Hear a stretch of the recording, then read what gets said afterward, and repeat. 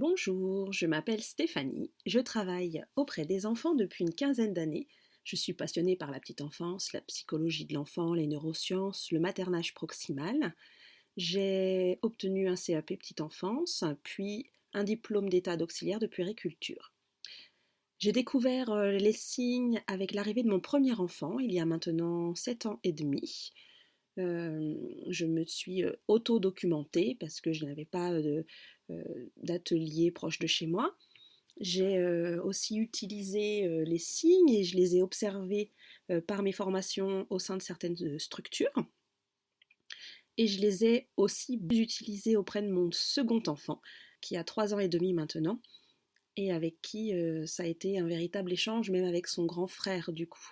J'ai apporté cet outil sur mes différents lieux de travail et puis j'ai décidé de me former sérieusement. J'ai donc été formée auprès d'Isabelle Cotenceau, la fondatrice d'Éveiller Signe.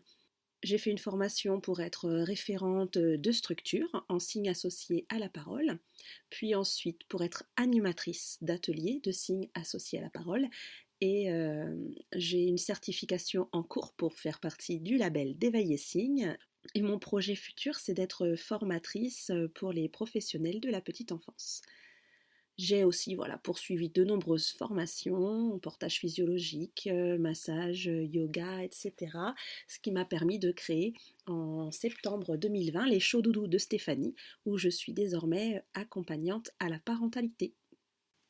Les signes associés à la parole, l'origine de cet outil a débuté dans les années 80 par Joseph Garcia, qui est interprète en ASL, hein, la langue des signes américaine, et qui remarque que les bébés qui grandissent auprès de parents sourds semblent plus sereins, ils pleurent moins et ils paraissent être mieux compris justement grâce à cette communication précoce qui est la langue des signes. Il est donc à l'initiative de cet outil des signes associés à la parole et il écrit le premier livre sur l'utilisation de ces signes avec les enfants entendants. Dans les années 90, Linda Acredolo et Suzanne Goodwin créent le Baby Signs. Elles sont toutes les deux docteurs en psychologie à l'Université de Californie et elles créent donc ce programme Baby Signs, mais elles n'utilisent pas les signes de la langue des signes américaine, elles préfèrent les simplifier afin de les adapter à la motricité de bébé. Elles réalisent aussi des études sur l'impact de la communication gestuelle sur le développement du jeune enfant. En 2006, Monica Companies propose avec Nathanaël Bouillet-Charles les tout premiers ateliers de signes associés à la parole en France. Puis en 2009, c'est Isabelle Cotenceau qui est riche d'expériences professionnelles petite enfance et formatrice.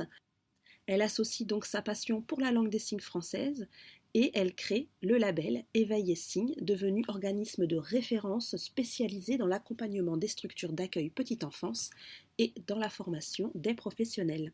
C'est aujourd'hui le plus gros réseau d'animateurs et d'animatrices d'ateliers de signes en France. Son outil utilise les vrais signes issus de la LSF et vous pouvez la retrouver dans de nombreuses conférences. Elle est également autrice, où vous pouvez découvrir ses nombreux livres et ses nombreux supports.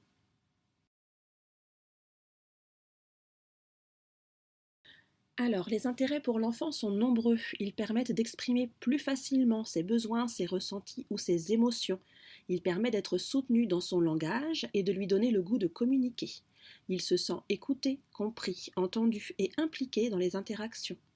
Cela permet d'apaiser certaines de ses frustrations et de lui apporter une sécurité affective. Il a le sentiment d'être reconnu comme un être à part entière, ce qui permet de renforcer l'estime de soi et la confiance en soi. Et enfin, bien sûr, ça soutient la motricité fine et globale. Les intérêts pour l'adulte, c'est apporter une réponse plus efficace et plus adaptée aux besoins exprimés par l'enfant, de soutenir l'enfant dans son développement langagier, de favoriser une relation individuelle et de reconnaître chaque enfant comme un individu à part entière. Ça nous permet aussi de nommer et d'accueillir les émotions de l'enfant afin de pouvoir l'accompagner. Et aussi de l'accompagner dans son besoin d'autonomie. Et enfin, ça renforce aussi et surtout le lien d'attachement.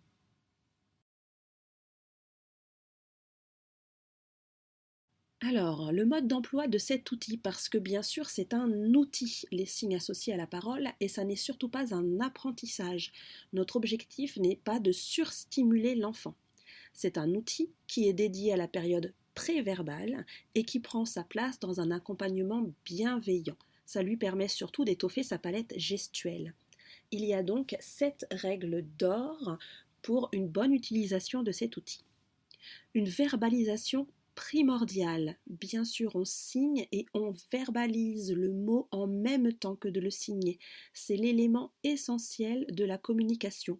Toujours, toujours et toujours associer les signes avec la parole. On propose 1 à 2 signes maximum par phrase.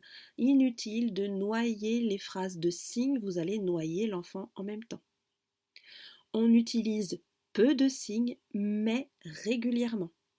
On limite le vocabulaire signé parce que on le limite à ses besoins, on le limite à ses ressentis, on le limite à ses émotions et on l'adapte à des formulations positives. Souvenons-nous que avant 3 ans, l'enfant ne comprend pas la négation. On adopte une posture adaptée, c'est-à-dire que l'on signe à hauteur de l'enfant. On ne se met pas à l'autre bout de la pièce pour lui signer un mot. On le regarde, les yeux dans les yeux. On adapte une relation individuelle. Et surtout, on utilise une seule consigne et on emploie le je ou le tu. On ne force jamais un enfant à signer. C'est un outil. Il est donc totalement libre de l'utiliser ou non. On laisse du temps à l'enfant pour s'exprimer. On est à son écoute. L'enfant est libre de produire les signes à son rythme et à sa manière. Il ne va pas forcément reproduire le même signe à l'identique. Vous ferez le signe avec sa bonne forme. Lui, il peut l'adapter, voilà, mettre le doigt au lieu de la main, enfin peu importe. Il s'adapte, il s'approprie son signe. On ne prend pas les mains de l'enfant pour le corriger. Et c'est un outil spécifiquement dédié à la période préverbale, on le précise, on reconnaît et on valorise les compétences langagières qui sont acquises par l'enfant. On ne signe plus lorsque l'enfant sait prononcer le mot, ça n'a plus aucun intérêt, ça va au contraire avoir un impact inverse. Voilà, l'enfant va être heureux de pouvoir prononcer son mot. Si vous continuez absolument à vouloir qu'il le signe, il ne le prononcera plus. Et c'est là que va se retourner cet outil contre vous et que ça peut retarder du coup son langage. Et on précise quelque chose de très très important, nous faisons du signe associé à la parole et surtout pas de la langue des signes. On ne fait pas de la langue des signes, on ne fait pas de la langue des signes bébé, on fait encore moins du langage des signes. Je rappelle, le langage des signes n'existe pas, on parle bien de langue, c'est une langue à part entière qui a sa propre grammaire, sa propre syntaxe et qui est très complexe. Voilà, là on utilise un outil qui prend des signes issus de la langue des signes, mais nous ne pratiquons pas la langue des signes.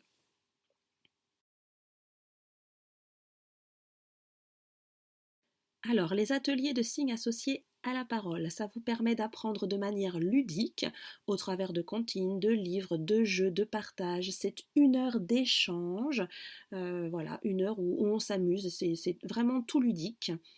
Parce que il faut aussi savoir que à l'heure du tout numérique, où on est tous voilà, sur nos téléphones, sur nos tablettes, sur nos ordinateurs, pour le travail, pour les loisirs, pour communiquer avec nos proches, et bien voilà, ces ateliers-là, cet outil-là, il permet aussi de passer un moment privilégié avec votre enfant sans écran intermédiaire. Nous avons donc 4 thèmes, 4 ateliers distincts. C'est une session de 4 ateliers où vous aborderez la journée de bébé, les activités de bébé, son environnement et enfin ses émotions et ses ressentis. Il existe aussi bien sûr des ateliers supplémentaires avec des comptines ou des histoires enrichies de signes et avec des thématiques différentes en fonction de l'actualité et des saisons.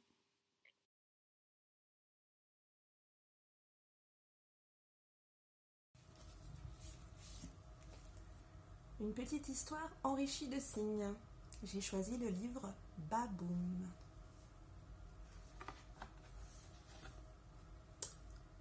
Voici Baboum, l'éléphant. Voici Yo-Yo, le petit oiseau.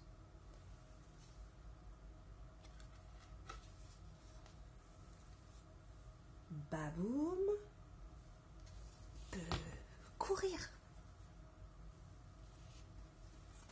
Mais Yo-Yo sait voler.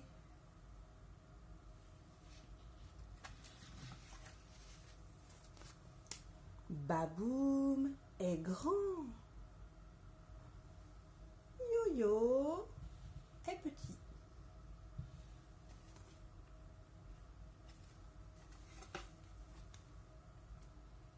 Baboum est content.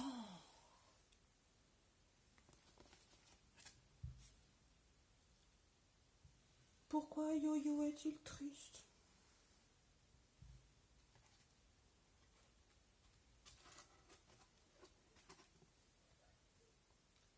Baboum aime danser.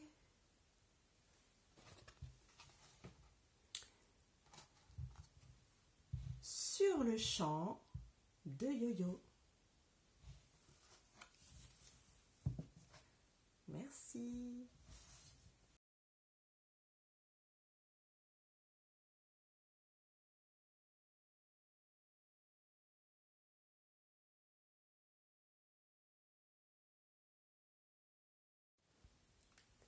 Je suis un bébé qui aime communiquer.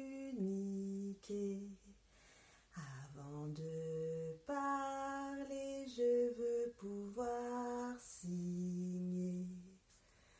Pour te dire ce que j'aime, pour te dire que je t'aime et pour que tu me comprennes.